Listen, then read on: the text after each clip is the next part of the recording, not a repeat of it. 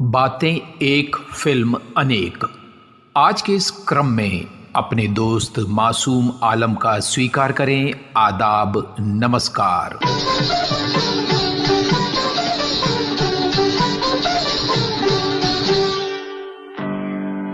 दोस्तों, जब जब हिंदी सिनेमा की भव्यता का जिक्र होता है, जब भी हिंदी सिनेमा में बड़ी फिल्में बनाने के पैमाने पर बात होती है, जब भी उन फिल्मों का जिक्र होता है जिन्होंने हिंदी सिनेमा की पहचान बदल कर रख दी, ना सिर्फ हिंदुस्तान में बल्कि पूरी दुनिया में, तो ऐसे में एक नायाब और लासानी फिल्म का जिक्र होना बहुत ज़रूरी है। जो फिल्म नहीं, एक इतिहास है। वो है फिल्म मुग़ल आज़म।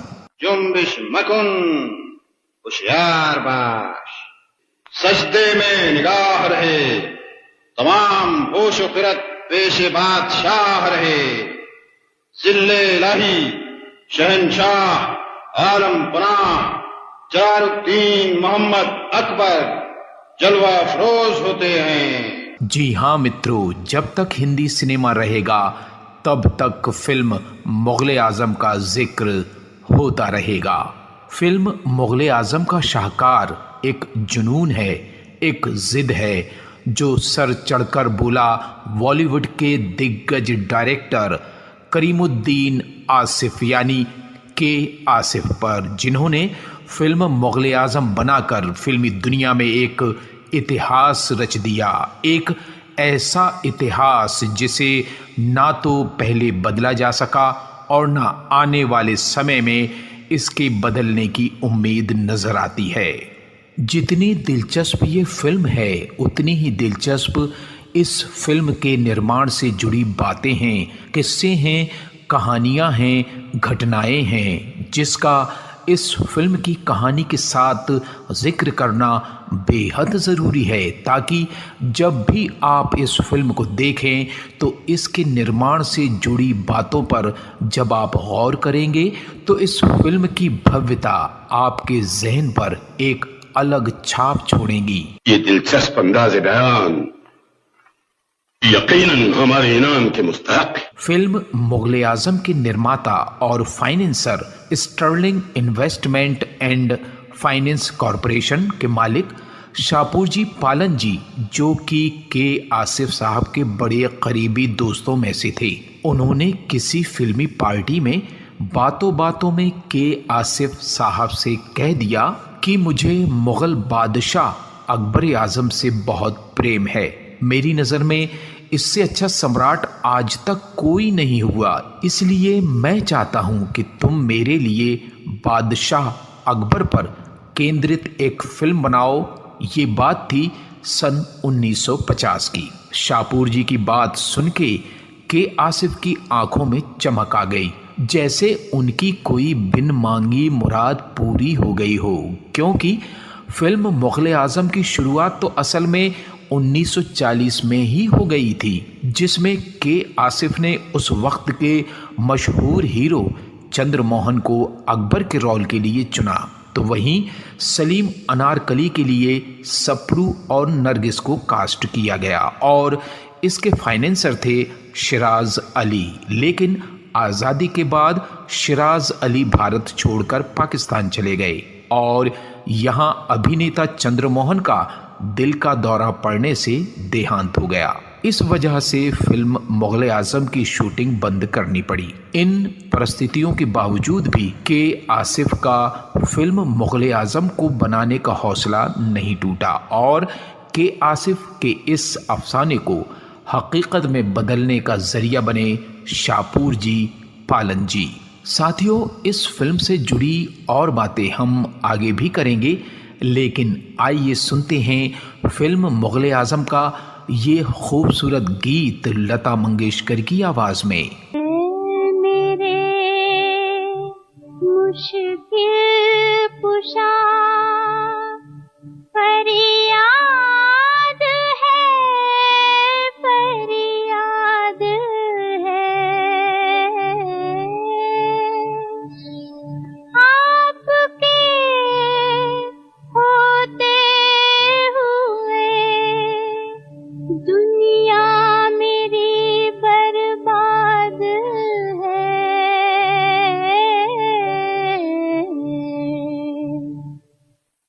बेकस बेकरम कीजिए सरकार मदीना, बेकस बेकरम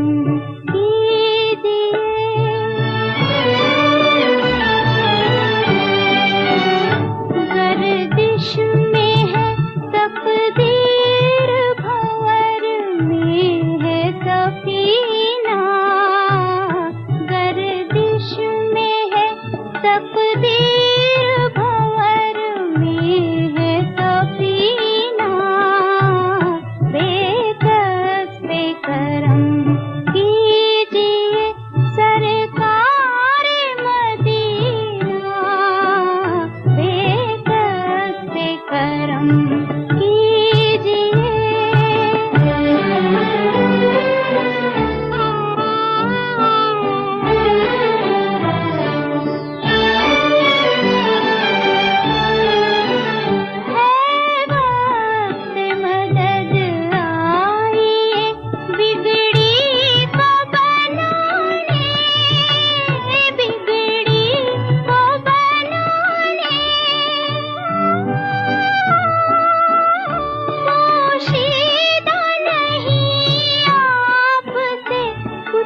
दिल के फसाने, जख्मों से भरा है किसी मजबूर का सीना, बेकस बेकरम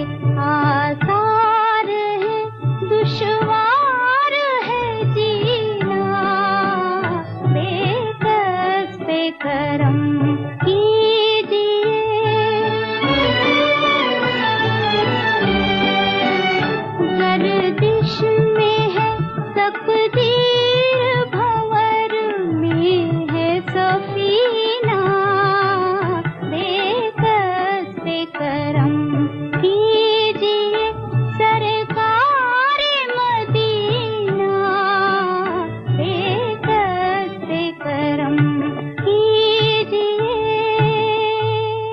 दोस्तों, फिल्म मुगले आजम 1928 की मूक फिल्म अनारकली पर आधारित है, जिसे उर्दू नाटककार इम्तियाज अली ताज ने 1922 में सलीम और अनारकली की प्रेम कहानी के रूप में लिखा था, जो कि 16वीं सदी की एक पौराणिक कथा पर आधारित है।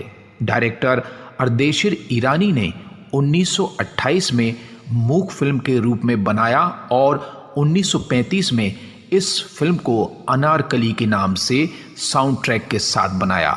इसके बाद 1940 के दशक में करीमुद्दीन आसिफ यानी के आसिफ ने इसे बनाने का बीड़ा उठाया और फिल्म का नाम रखा मुगले आजम। के आसिफ ने इस फिल्म की पटकथा और संवाद की जिम्मेदारी उस समय के 4 मशहूर उर्दू लेखकों को सौंपी। वो कलम के जादूगर थे अमान, जिन्हें अमानुल्लाह खां भी कहते थे, जो कि मशहूर एक्ट्रेस जीनत अमान के पिता थे। इनके अलावा वजाहत मिर्ज़ा, कमाल अमरोही और एहसान रिजवी थे।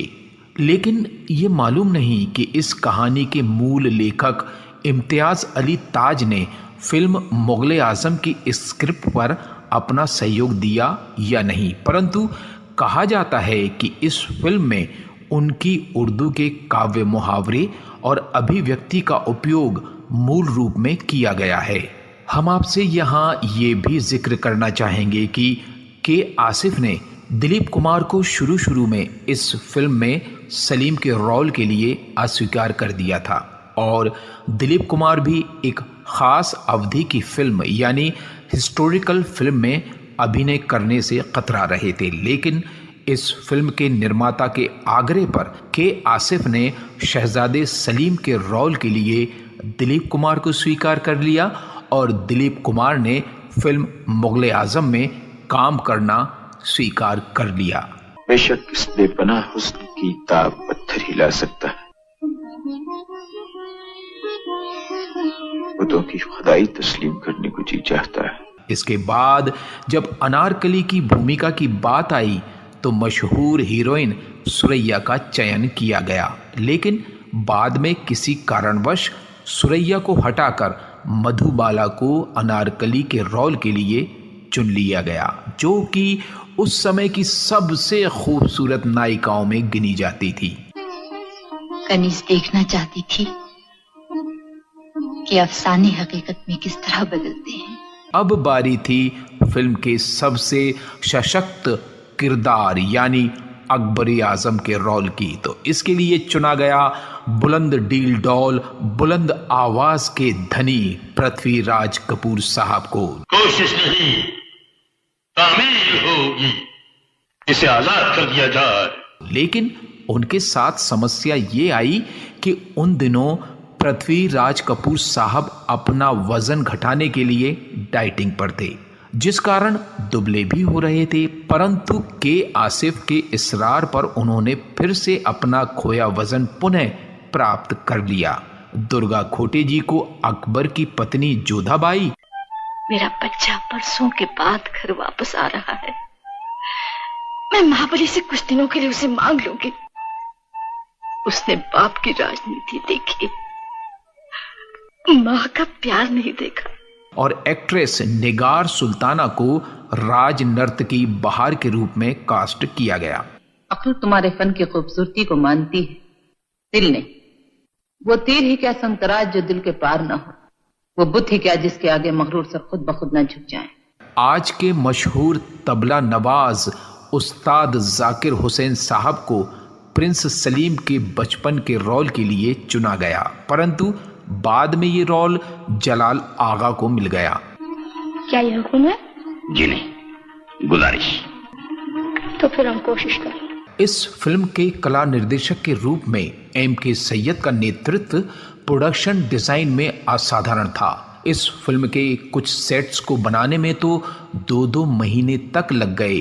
इसमें शामिल सभी मुख्य कलाकारों की वेशभूषा पर विशेष ध्यान दिया गया था। कपड़ों पर जरदोजी कढ़ाई के लिए दिल्ली के मशहूर कारीगरों की मदद ली गई। जूते आगरा से मंगाए गए थे। आभूषण हैदराबाद के कारीगरों ने तैयार किए थे। मुकुट कोल्हापुर में तैयार किए गए तो शास्त्रागार का निर्माण, जिसमें ढाल, तलवार, भाले, खंजर और कवच शामिल हैं, राजस्थान के कारीगरों द्वारा तैयार किए गए थे। अकबर और सलीम के बीच की लड़ाई के क्रम में 2000 ऊंट, 400 घोड़े और 800 सैनिकों को लिया गया था, जो कि मुख्य रूप से भारतीय सेना की जयपुर घुड़सवार सेना की 56वीं रेजिमेंट से थे। 1950 के दशक की शुरुआत में मुगले आजम की प्रत्येक सीन को 3 बार फिल्माया गया था, क्योंकि फिल्म का निर्माण हिंदी, उर्दू, तमिल और अंग्रेजी भाषा में किया जा रहा था। फिल्म को अंततः तमिल भाषा में डब किया गया और 1961 में अकबर के रूप में रिलीज किया गया। लेकिन तमिल वर्जन व्यावसायिक रूप से विफल रहा, तो अंग्रेजी डबिंग नहीं की गई। के आसिफ एक व्यापक चालक दल के साथ थे, जिसमें उनके सहायक निर्देशक S.T. जैदी, खालिद अख्तर, सुरेंद्र कपूर थे। अतिरिक्त क्रू सदस्यों में cinematographer R.D. Mathur, choreographer Lachhu Maharaj, production manager Aslam Noori, cameraman M.D. Ayyub, editor Dharmveer, makeup artist P.G. Joshi और अब्दुल हामिद और साउंड डायरेक्टर अकरम शेख शामिल थे। मुगल आजम फिल्म के कुछ दृश्यों को तो 14 कैमरों के साथ शूट किया गया था। शीश महल के सेट के बहुत बड़े आकार के कारण प्रकाश व्यवस्था में कई ट्रकों और लगभग 100 रिफ्लेक्टरों की हेडलाइट्स का उपयोग किया गया था। शीश महल के सेट के लिए आईने के शीशों का उपयोग किया गया था, जिसके कारण शूटिंग में कई दिक्कतें आ रही थीं, क्योंकि लाइटिंग में शीशों की चकाचौंध से लाइट बहुत ज्यादा रिफ्लेक्ट हो रही थी। परंतु के आसिफ ने इसका भी हल निकाल लिया और शीशों पर मोम की हल्की परत चढ़ाकर रिफ्लेक्शन पर काबू पा लिया। मुगल आजम फिल्म पर खर्च होने वाले पैसों की के आसिफ ने कोई परवाह नहीं की। इस कारण फिल्म के फाइनेंसर शाहपुर जी से उनका कई बार विवाद भी हुआ, क्योंकि फिल्म का बजट दिनों दिन बढ़ता ही जा रहा था। कई बार फिल्म की शूटिंग को रोकना भी पड़ा और नौबत तो यहाँ तक पहुँच गई कि शाहपुर जी ने फिल्म को और आगे ना बनाने की घोषणा भी कर दी, मगर के आसिफ के जुनून और जज्बे के आगे शाहपुर जी को अपना इरादा फिल्म ना बनाने का इरादा बदलना पड़ा, क्योंकि शाहपुर जी ये जानते थे कि के आसिफ एक मेहनती और ईमानदार शख्स है। मुगल आजम फिल्म के निर्माण पर के आसिफ के खर्चीलेपन का अंदाज़ा इस बात से लगाया जा सकता है कि भारत के मशहूर शास्त्रीय संगीत के गायक बड़े गुलाम अली खां साहब को फिल्म में गाने के लिए उस समय 25,000 रुपये मेहनताना दिया गया था।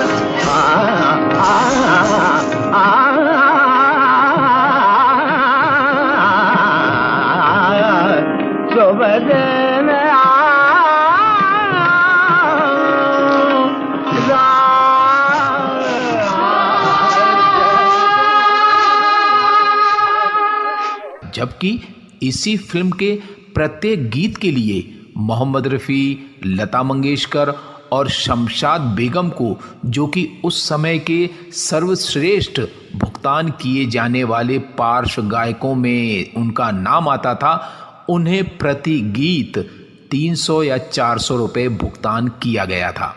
जवान शहजादा सलीम के मुगलिया सल्तनत में प्रथम आगमन पर 1 लाख रुपए के असली मोतियों से स्वागत करने का दृश्य फिल्माया गया। कहा जाता है कि उस समय जहां एक बड़े बजट की फिल्म 20-25 लाख रुपए में बनकर तैयार हो जाती थी, तो वहीं मुगल आजम के निर्माण में 1.5 करोड़ रुपए से भी ज्यादा का खर्च हुआ। फिल्म मुगल आजम की कहानी इस तरह से शुरू होती है। मैं हिंदुस्तान हूँ, हिमालय मेरी सरहदों का निगहबान है, गंगा मेरी पवित्रता की सौगंध। तारीख की इब्तिदा से मैं अंधेरों और उजालों का साथी हूँ, और मेरी खाक पर संगे मरमर की चादरों में लिपटी हुई ये इमारतें दुनिया से कह रही हैं कि जालिमों ने मुझे लूटा और मेहरबानों ने मुझे संवारा, नादानों ने मुझे जंजीरें पहना दी और मेरे चाहने वालों ने उन्हें काट फेंका।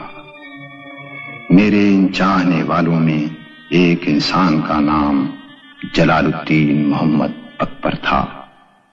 अकबर ने मुझसे प्यार किया, मजहब और रस्म रिवायत की दीवार से बुलंद होकर इंसान को इंसान से मोहब्बत करना सिखाया और हमेशा के लिए मुझे सीने से लगा लिया। ये शहंशाह जलालुद्दीन मोहम्मद अकबर का महल है, और अब इसके दरो दीवार में गुजरे हुए दिनों के कुछ अफसाने रहते हैं। शहंशाह अकबर, जिनके पास कोई पुरुष वारिस नहीं है, औलाद की प्राप्ति के लिए एक सूफी संत के दरबार में रेगिस्तान की तपती हुई रेत पर नंगे पैर चलकर हाजिर होते हैं और उनसे इल्तिजा करते हैं कि वे उनके हक में दुआ करें कि ईश्वर उन्हें एक बेटा अता करे। मांगने की तरह मांग, खुदा अपने बंदों की इल्तिजाएं कभी नहीं ठुकराता। दुआ के लिए हाथ उठा, फकीर तेरा साथ देता। शहनशाहों के शहनशाह,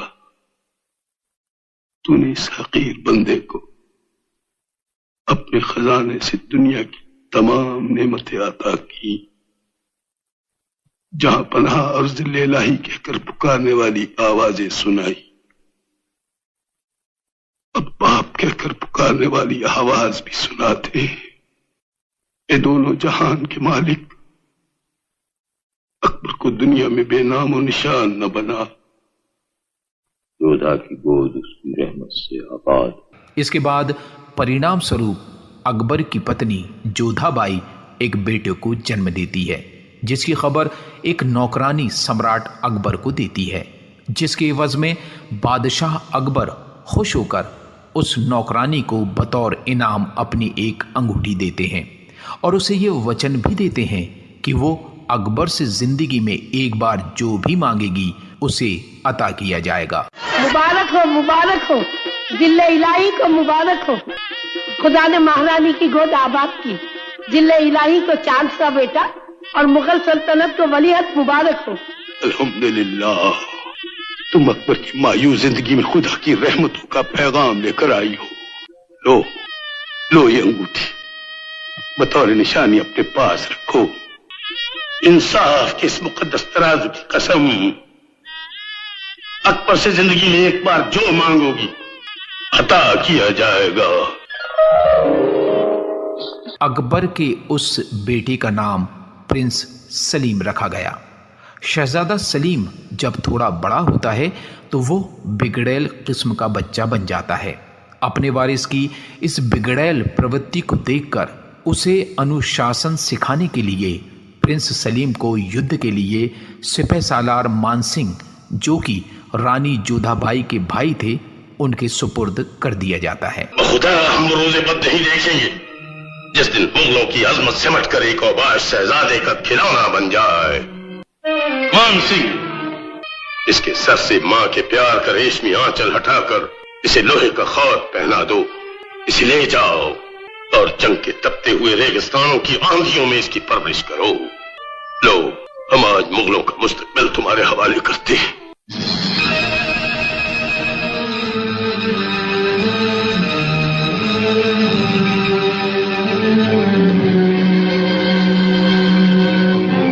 चौदह साल बाद सलीम एक प्रतिष्ठित सैनिक के रूप में अकबर आजम के पास लौटता है, जिसका महल में भव्य स्वागत किया जाता है।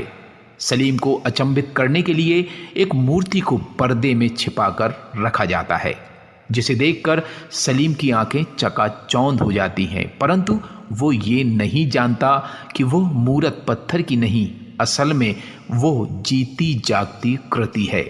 लेकिन मूर्ति पर से पर्दा हटते ही जब वो मुजस्सिमा बोलने लगता है तो वहां मौजूद सभी लोग अचंभित हो जाते हैं और उस मुजस्सिमा बनी उस लड़की की बहादुरी और हिम्मत को देखकर बादशाह अकबर उस लड़की को अपने दरबार में जोधाबाई की कनीजों में शामिल कर लेते हैं और उसे नाम देते हैं अनारकली, जिसका असल नाम था नादिरा। अनारकली का मतलब होता है अनार की कली।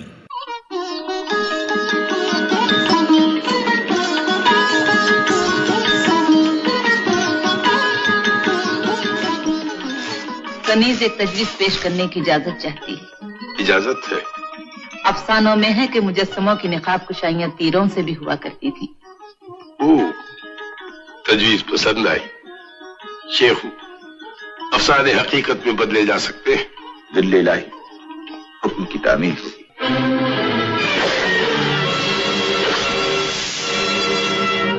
सुभान अल्लाह, मालूम होता है जैसे किसी फरिश्ते ने आसमान से उतरकर संगे मरमर में पनाह ले ली है।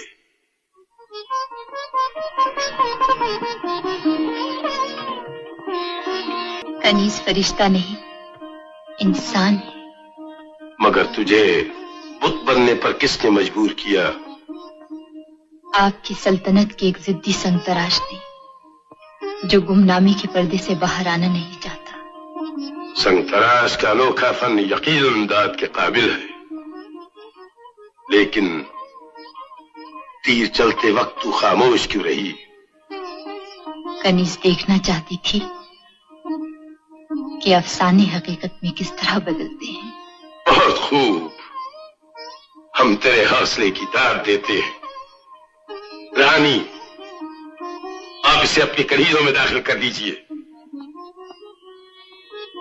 और हम इसे अनारकली का खिताब अता करते हैं।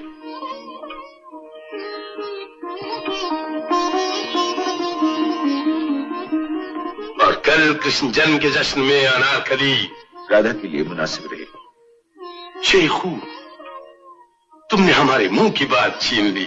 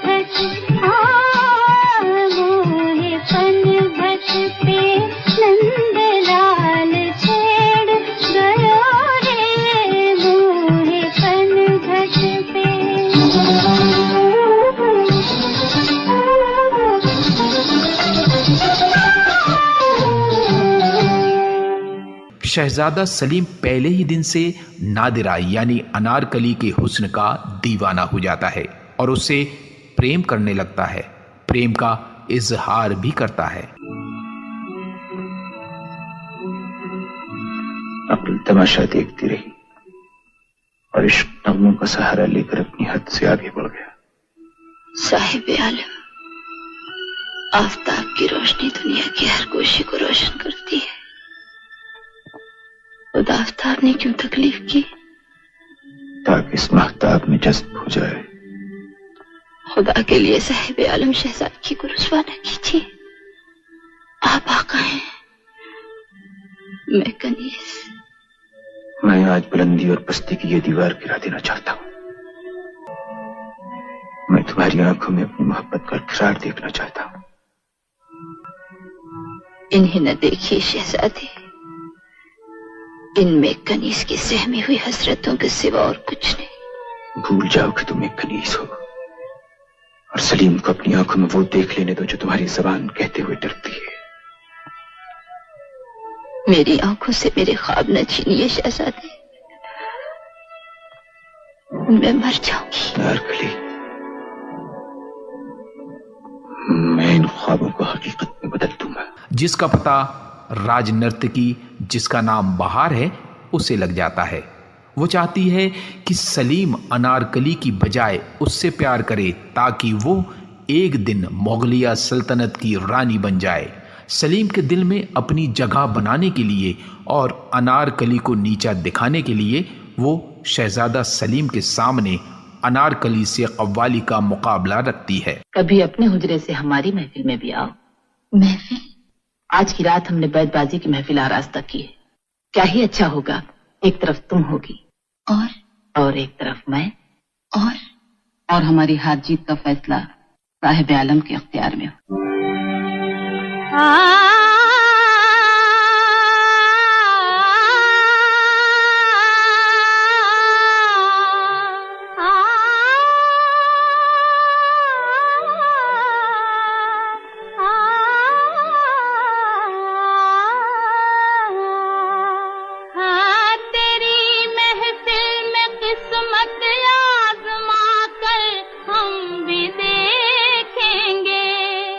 घड़ी भर को तेरे नजदीक आकर हम भी देखेंगे, घड़ी भर को तेरे नजदीक आकर हम भी देखेंगे, अजी हाँ हम भी देखेंगे। तेरी महफिल में किस्मत आजमा कर हम भी देखेंगे, तेरे कदमों पे सर अपना झुका कर हम भी देखेंगे, तेरे कदमों पे सर अपना झुका कर हम भी देखेंगे, अजी हाँ हम भी देखेंगे।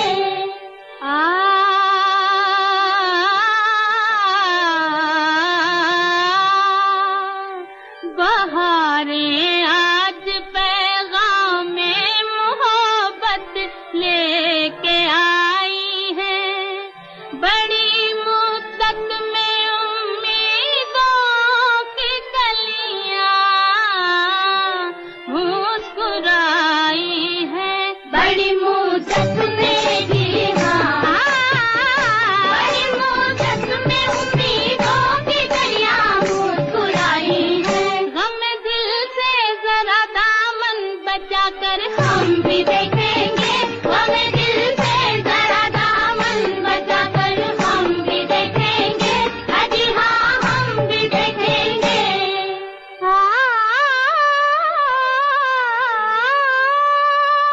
अगर दिल गम से खाली हो तो जीने का मजा क्या है, न हो खूने जिगर तो अश्क पीने का मजा क्या है, न हो खूने जिगर हाँ न हो खूने जिगर तो अश्क पीने का मजा क्या है। मोहब्बत में जरा आंसू बहा कर हम भी देखेंगे, मोहब्बत में जरा आंसू बहा कर हम भी देखेंगे, तेरी महफिल में किस्मत आजमा कर हम भी देखेंगे, अजी हाँ हम भी देखेंगे।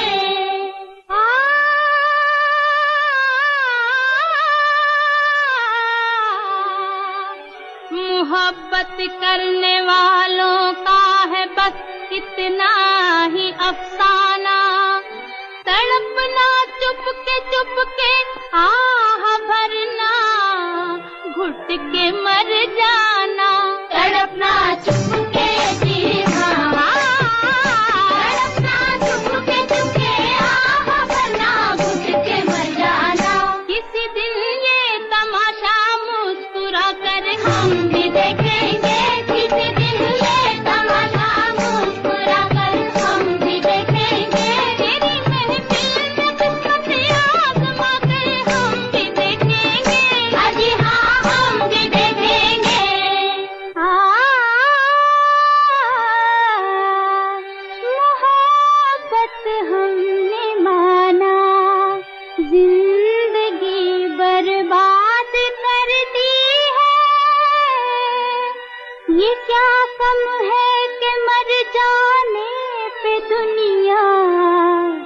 याद करती है। ये क्या कम है जी हाँ, ये क्या कम है कि मन जाने पे दुनिया याद करती है। किसी के इश्क में दुनिया लुटा कर हम भी देखेंगे, किसी के इश्क में दुनिया लुटा कर। हाँ हाँ हाँ, तेरे कदमों पे सर अपना झुका कर। घड़ी भर को तेरे नजदीक आकर। तेरी महफिल में किस्मत आजमा कर हम भी देखेंगे, हाजी हाँ हम भी देखेंगे, हाजी हाँ हम भी देखेंगे। लेकिन इस कव्वाली के मुकाबले से भी बहार सलीम को अपनी ओर आकर्षित करने में नाकाम हो जाती है। अपनी इस नाकामी से आक्रोशित होकर बहार इशारों इशारों में अकबर को सलीम और अनारकली के प्रेम प्रसंग के बारे में बता देती है। ये बात जानकर अकबर आग बगूला हो जाते हैं और अनारकली को कैद खाने में डाल दिया जाता है। परंतु जैसा कि शायर आज़म मिर्ज़ा गालिब साहब ने कहा है कि इश्क पर जोर नहीं, इश्क वो आतिश है गालिब, जो लगाए न लगे और बुझाए न बुझे। यही सलीम और अनारकली के प्यार में हुआ। अकबर ने जितना प्यार को दबाना चाहा, वो प्यार उतना ही अनारकली के सर चढ़कर बोला और अंजाम ये हुआ कि शहजादा सलीम की जिद की खातिर बादशाह अकबर को अनारकली को कैद से आज़ाद करना पड़ा, मगर इस शर्त के साथ।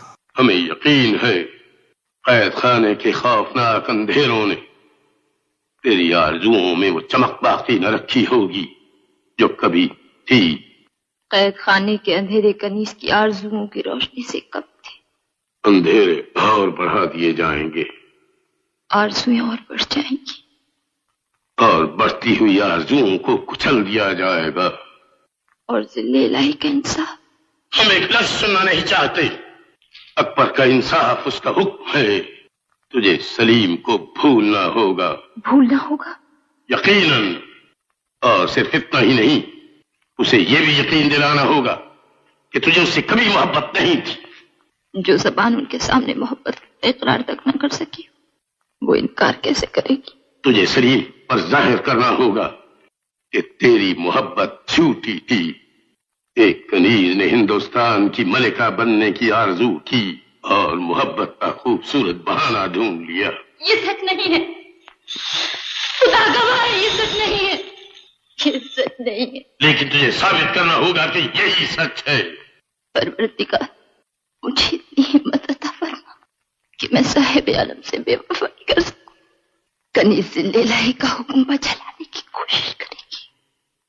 कोशिश नहीं, तामील होगी। इसे आजाद कर दिया जाए। मगर अकबर के इस हुक्म का असर भी अनारकली की मोहब्बत को नहीं दबा पाया।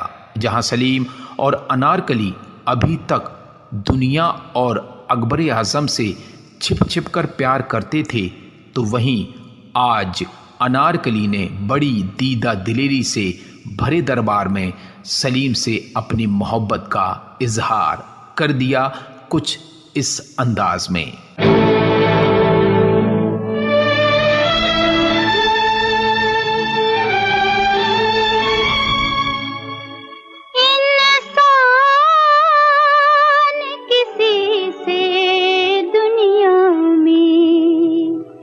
एक बार मोहब्बत करता है,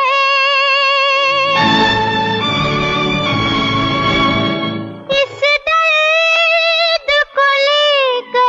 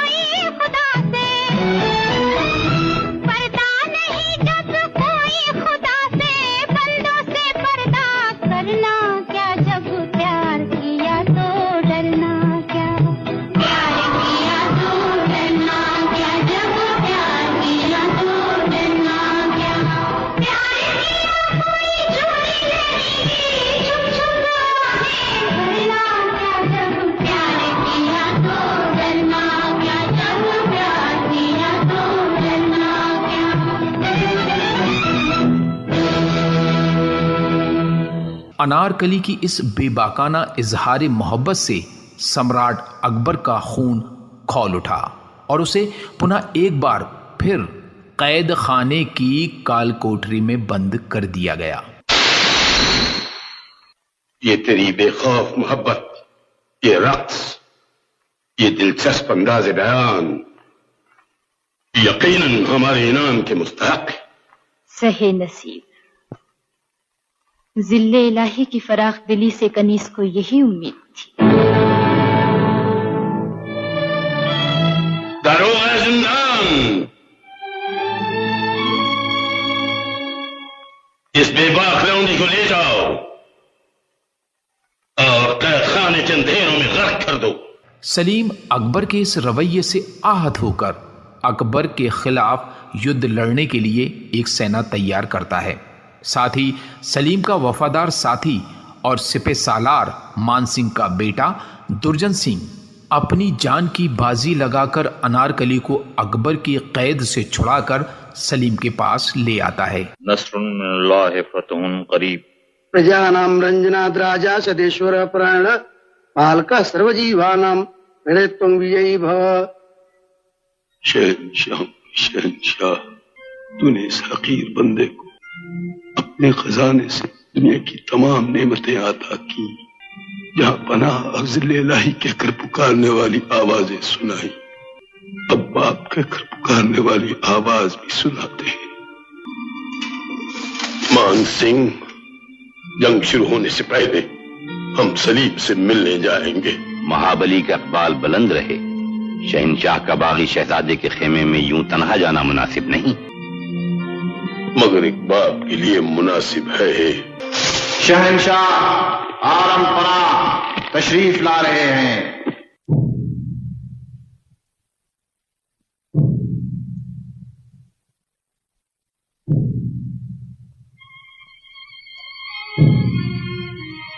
रख लिया। क्या ज़िल्ले इलाही एक बागी का कसूर बख्शने के लिए तशरीफ लाए? ये बदनसीब बाप से दुनिया शहंशाह कहती है। अपने रूठे हुए बेटे को मनाने आया है, उससे मोहब्बत मांगने आया है। बेटे की मोहब्बत बर्बाद करके मोहब्बत चाहते हैं। शहंशाह बाप का भेस बदल कर आया। शहंशाह रोया नहीं करते शेखू, बाप की आंखों में आंसू है। शेखू, यह गरीब बाप शहंशाह अकबर के उसूलों से मजबूर है और सलीम अपनी मोहब्बत से। शेखू, शेखू, मोहब्बत दिलों को फतह कर सकती है, फौजों को नहीं। तुम्हारे जज्बात शहंशाह की बेपनाह ताकत का मुकाबला नहीं कर सकते। इसका फैसला जंग करेगी। सलीम, शहंशाह के फैसले को जंग का इंतजार नहीं, जंग के नक्कारे की पहली चोब अनारकली की मौत का ऐलान कर देगी। शेखू, इसी दिन के लिए हमने मांगा था तुम्हें।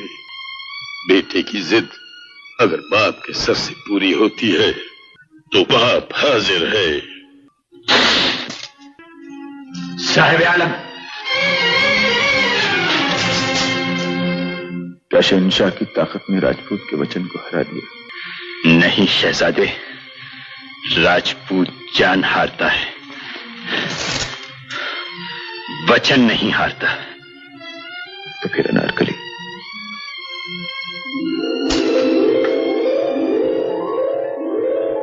सलीम बगैर जंग के कामयाब है। जंग नहीं होगी। जंग होगी। हमारी दुआ है कि मैदान जंग में खुदा तुम्हें जलाले अकबरी से महफूज रखे। परंतु युद्ध में सलीम की सेना अकबर की सेना का मुकाबला नहीं कर पाती है। सलीम को बंदी बना लिया जाता है और उसे मुगलिया सल्तनत का बागी करार देकर मौत की सजा सुनाई जाती है। ये सुहाग का टीका कहीं माँ के दिल का दाग तो नहीं? देखिए ये तलवार, इस पर सलीम के खून की एक बूंद भी नहीं। संसार में शायद तो पहली तलवार है जिसे माँ ने कलेजे से लगाया है। मुझे सलीम से मिलाइए। आप उससे नहीं मिल सकते। क्यों? बाप की तलवार ने रहम किया है, लेकिन शहंशाह का इंसाफ अभी बाकी है। मुजरिम नूरुद्दीन मोहम्मद सलीम, वरद जलालुद्दीन मोहम्मद अकबर अदालत आलिया में पेश किया जाता है।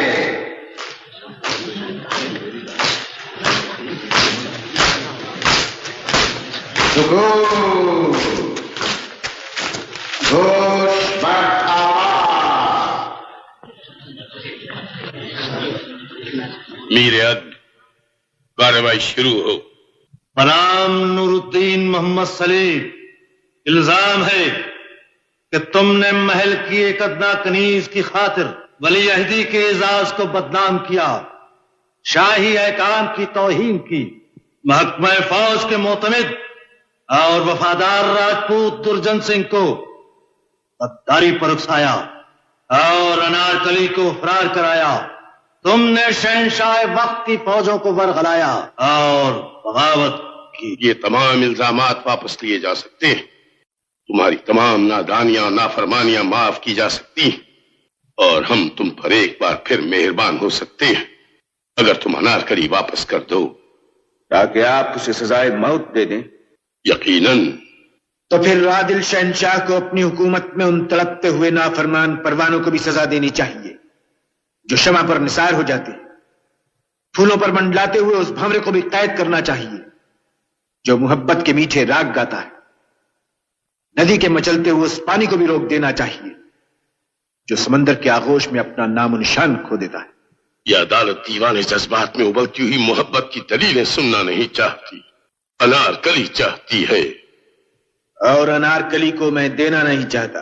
तो फिर नस्ल तैमूर के जाहो जलाल की कसम, तुम इस अजीम शान तख्त ताज से हमेशा के लिए महरूम कर दिए जाओगे।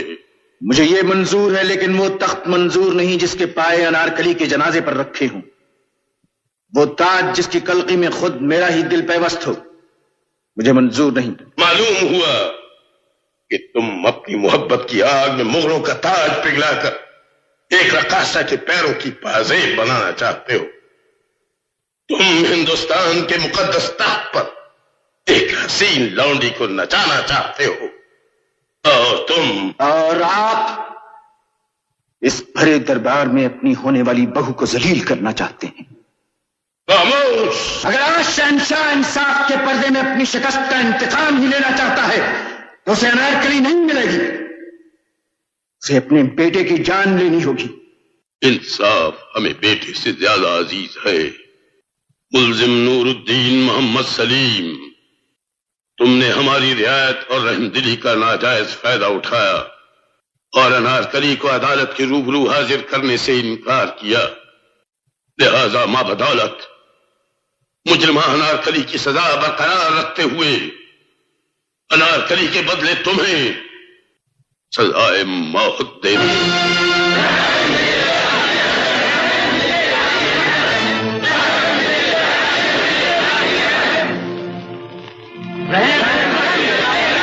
आज कोई हमारे रहम और दरिया दिली को आवाज न दे। एक तंग दिल शहंशाह मौत से ज्यादा किसी को दे भी क्या सकता है। जब मुअर्रिख सलीम के खून से अनारकली और उसकी मोहब्बत की तारीख लिखेगा तो उसमें शहंशाह अकबर की मौत पहले होगी।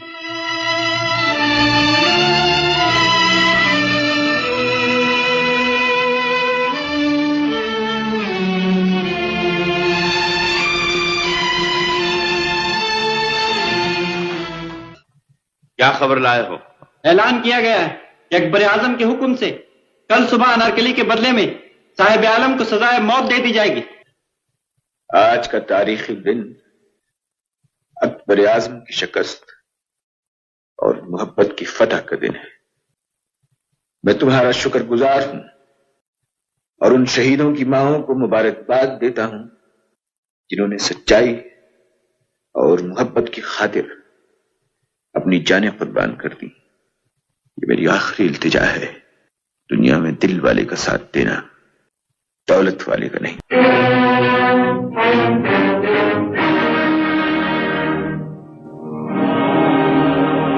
वफा की राह में आशिक की ईद होती है,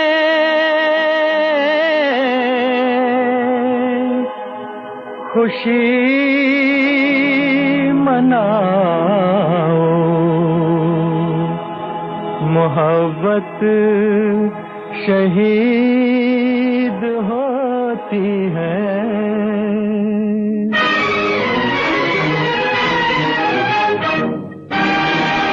जिंदाबाद जिंदाबाद ऐ मोहब्बत जिंदाबाद, ऐ मोहब्बत जिंदाबाद, जिंदाबाद जिंदाबाद ऐ मोहब्बत जिंदाबाद।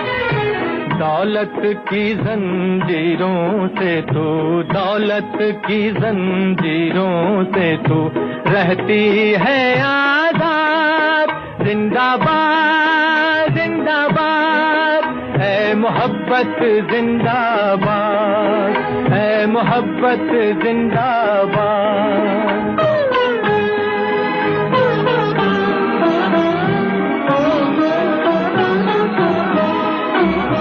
मंदिर में मस्जिद में तू और तू ही है ईमानों में, मुरली की तानों में तू और तू ही है आजानों में। तेरे दम से दीन धर्म की दुनिया है आबाद। जिंदाबाद जिंदाबाद है मोहब्बत जिंदाबाद, है मोहब्बत जिंदाबाद।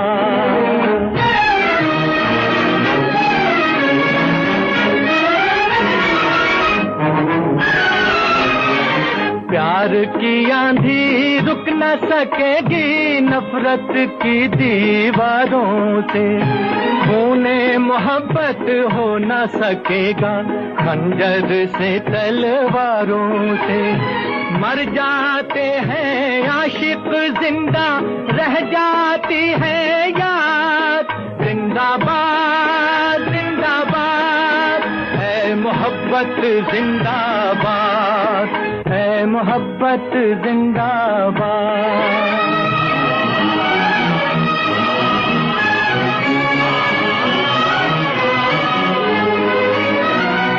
इश्क बगावत कर बैठे तो दुनिया का रुख मोड़ दे, आग लगा दे महलों में और तख्ते शाही छोड़ दे। सीना ताने मौत से खेले कुछ न करे फरियाद। जिंदाबाद जिंदाबाद जिंदाबाद जिंदाबाद है मोहब्बत जिंदाबाद, है मोहब्बत जिंदाबाद।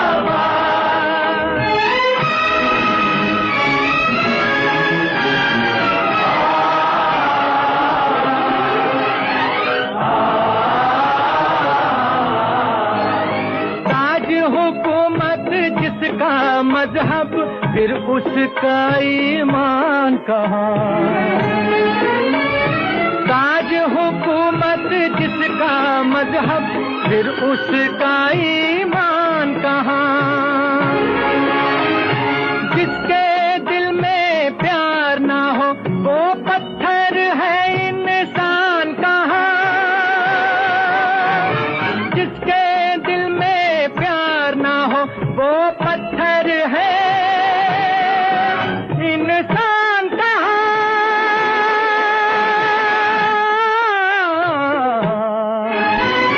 प्यार के दुश्मन होश में हो जाएगा बर्बाद।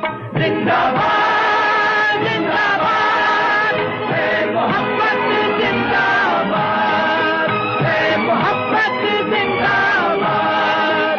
जिंदाबाद जिंदाबाद जिंदाबाद।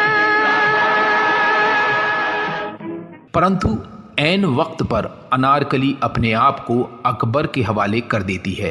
राजा मान सिंह जिंदाबाद, राजा मान सिंह जिंदाबाद। मान सिंह महाबली, हुक्म आली हो तो साहिब आलम को रिहा कर दिया जाए। अनारकली की मौत के बाद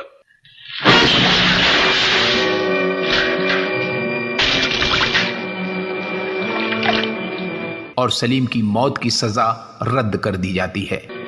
वो जिंदा है, वो जिंदा है। जिल्ले इलाही को साहिब आलम की जिंदगी और तुझे तेरी मौत। और इसके बदले अनारकली को दीवार में जिंदा चुनवा देने का फैसला लिया जाता है। ले जाओ इस खूबसूरत आंधी को, इस रंगीन फितने को, और जिंदा दीवार में चुनवा दो।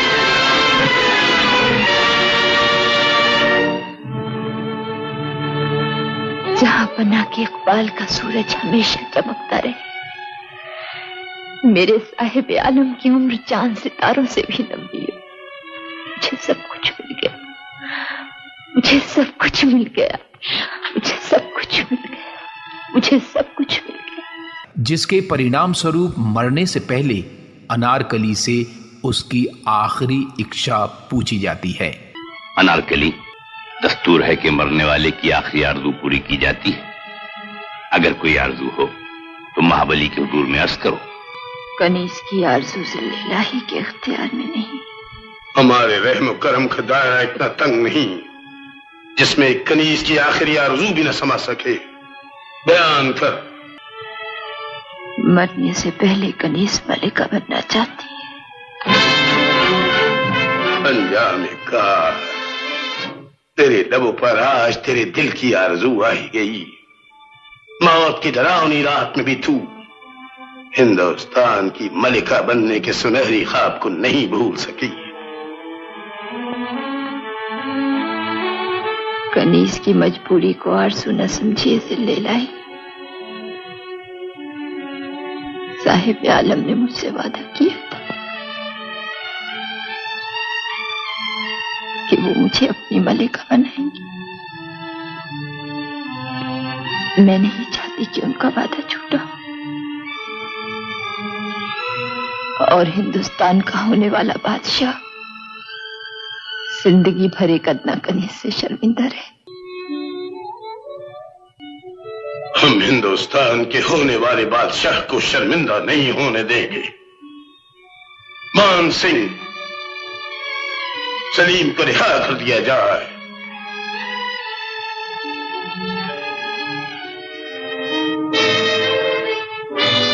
सुबह होने से पहले बेहोशी की दवा में बसा हुआ ये फूल तुझे सलीम को सुंघाना होगा ताकि वो तेरी मौत से नाशना हो जाए, तुझे भूल जाए और हमारे पहरेदार तुझे बेहोश आशिक के पहलू से उठाकर मौत की आगोश में गुम कर दे। मौत मोहब्बत से करीब हो गई, ऐसा ही होगा। अगर ऐसा न हुआ तो सलीम तुझे मरने नहीं देगा और हम अनारकली तुझे जीने नहीं देंगे। कनीज तो कब की मर चुकी।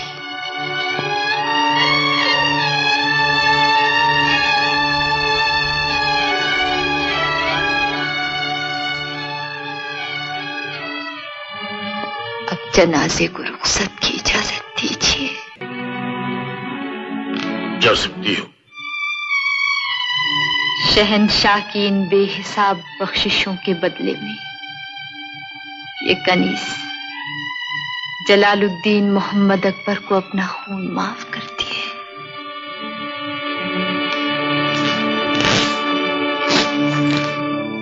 अपने वादे के मुताबिक अनारकली सलीम को बेहोशी का फूल सुंघाती है।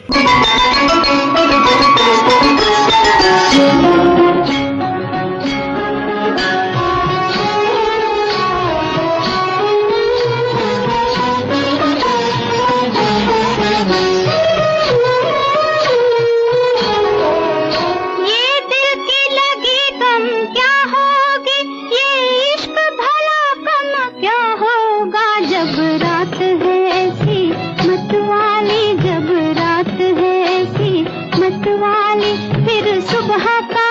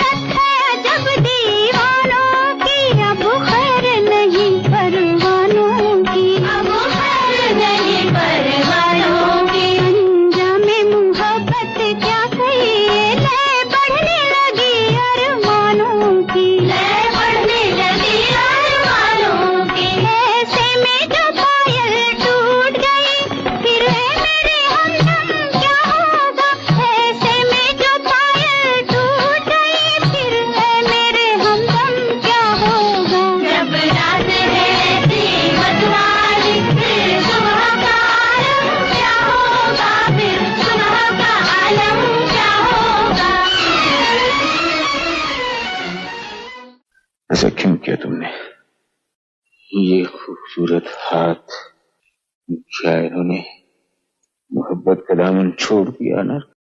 क्या ये मुझसे बेवफाई कर सकते हैं? सलीम से मुंह न फेरो अनारकली, मेरे पास आओ। बताओ क्या तुम मुझसे बेवफाई कर सकती हो? बताओ क्या तुम मुझसे बेवफाई कर सकती हो? नहीं शहजाद, अनारकली अपनी जिंदगी से बेवफाई कर सकती है, आपसे नहीं। जिंदगी से? कौन है जो तुम्हें जिंदगी से महरूम कर देना चाहता है? कोई नहीं। क्या मेरे होश व हवास इसीलिए छीन लिए गए कि तुम मुझसे जुदा कर दी जाओ? तकदीर का यही फैसला है। तकदीर का फैसला बदलना होगा अनारकली। मैं देख रहा हूं ये रेंगते हुए साए,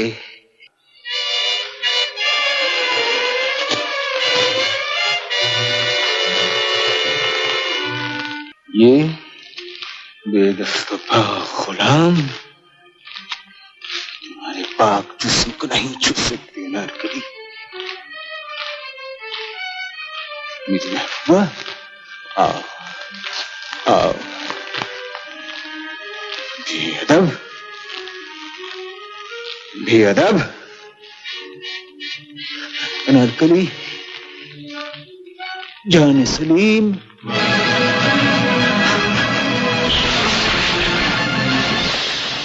और सलीम के बेहोश होने के बाद अनारकली को दीवार में जिंदा चुनवा दिया जाता है। परंतु अनारकली की मां फिर भी अपनी बेटी की जीवन दान के लिए अकबर से प्रार्थना करती है और उसे वो वचन याद दिलाती है कि जब उसने अकबर को सलीम के पैदा होने की खबर दी थी, इंसाफ की इस मुकद्दस तराजू की कसम, अकबर से जिंदगी में एक बार जो मांगोगी अता किया जाएगा।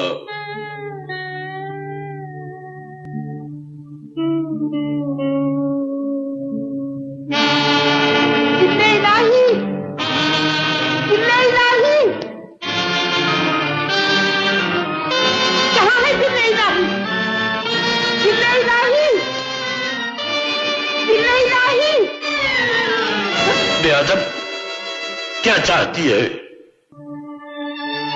अपनी बेटी की जिंदगी। मालूम होता है बदहवासी ने तुझे अंधा कर दिया है। हमारे इंसाफ और कानून को नहीं पहचानती। अपनी दी हुई इस निशानी को पहचानिए जिले इलाही। याद कीजिए, आपने मुझसे वादा किया था कि अकबर से जिंदगी में एक बार जो जी चाहे मांग लेना। आज मैं आपसे अनारकली की जिंदगी मांगती हूँ। हमें कुछ याद नहीं। याद नहीं? मगर इंसाफ परवर बादशाह तो कभी अपने कौल से नहीं फिरते। क्या हमें कुछ याद नहीं? आप अपना वादा भूल सकते हैं, लेकिन वो शहंशाहों का शहंशाह जिसने आपको शहंशाह बनाया है, वो अपनी गरीब मखलूक को कभी नहीं भूलता। हश्र के दिन उसकी अदालत में मेरा हाथ होगा और आपको गिरेगा। वहां मेरे साथ नाइंसाफी नहीं होगी, साफ होगा। ले जा इसे।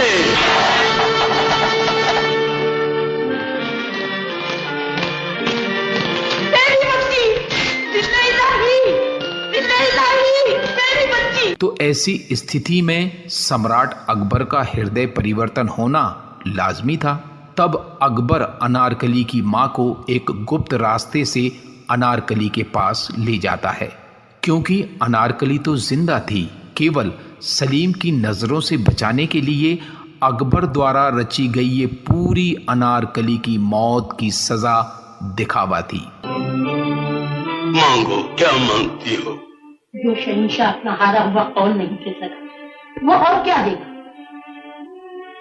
लो,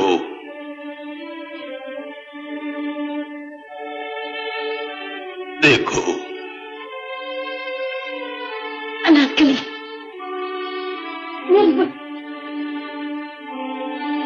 मेरी बच्ची, मेरी बच्ची। शहंशाह, मेरा रहत भी शहंशाह। सुनो, देखो, ये सुरंग तुम्हें मुगल सल्तनत की सरहदों के पार ले जाएगी। और ये राज, ये अनारकली जिंदा है, तुम्हें राज रखना होगा ताकि सलीम जिंदगी भर ये समझता रहे कि उसकी अनारकली मर चुकी। ऐसा ही होगा। इसे जिंदगी देकर शहंशाह ने अपने इंसाफ को जिंदगी दी। अनारकली, कदम बोलने के लिए झुक जा। अनारकली, जब तक ये दुनिया कायम रहेगी तुम लफ्ज़े मोहब्बत की आबरू बनकर जिंदा रहोगी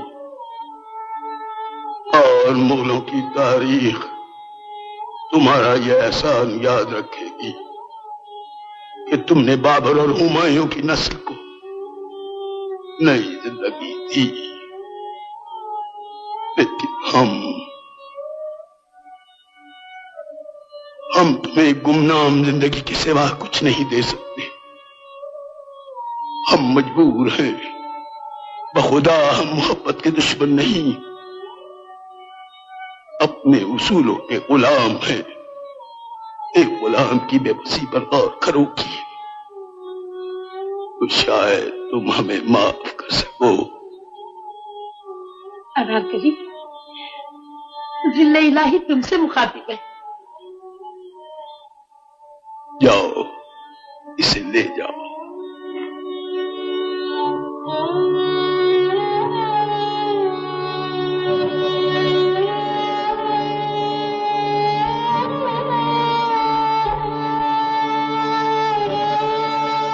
अनारकली से उसकी मां को मिलवाने के बाद अकबर उन्हें एक गुप्त रास्ते से मुगलिया सल्तनत की सरहदों के पार भिजवा देता है और इस तरह सलीम और अनारकली की मोहब्बत की कहानी यहीं पर खत्म हो जाती है।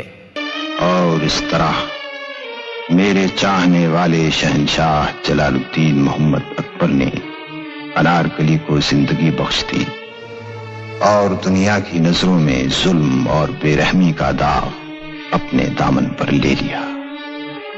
मैं उस शहंशाह के इंसाफ की यादगार हूं जिसे दुनिया मुगल आजम के नाम से याद करती है।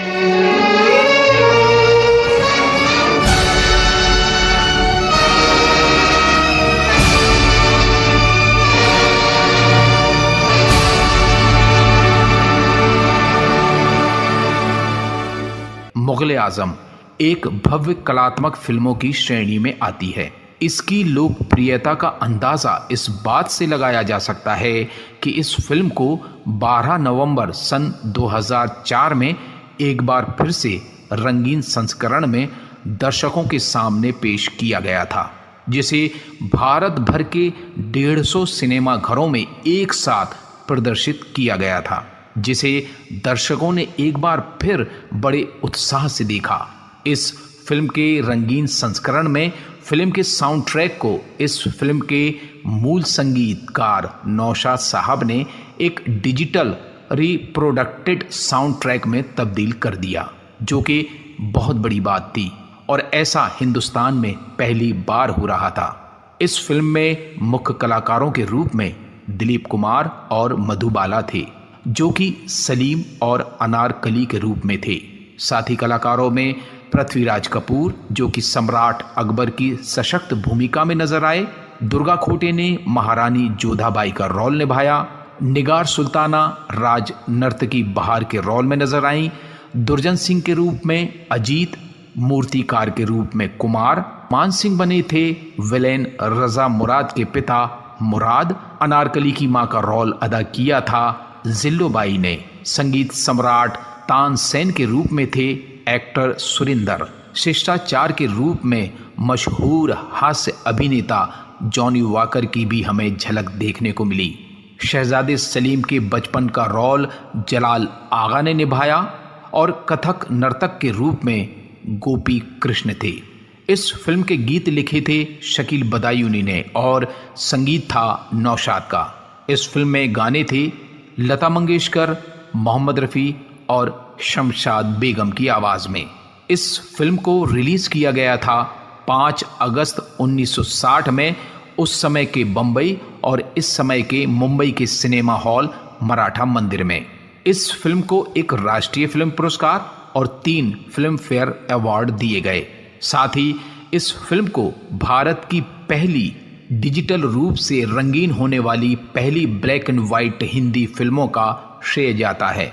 फिल्म मुगल आजम को व्यापक रूप से अपनी शैली का एक मील का पत्थर माना जाता है। वैसे तो इस फिल्म की कलात्मकता और इसे बनाने की कहानी पर यदि विस्तार से चर्चा की जाए तो इसके लिए कई घंटों का प्रोग्राम बनाना पड़ेगा, जो कि फिलहाल संभव नहीं है। प्यार किया तो डरना क्या, जब प्यार किया तो डरना क्या। प्यार किया कोई चोरी नहीं की, प्यार किया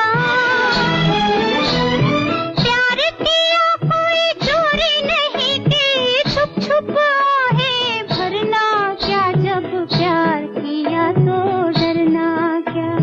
प्यार किया तो डरना क्या, जब प्यार किया तो डरना क्या।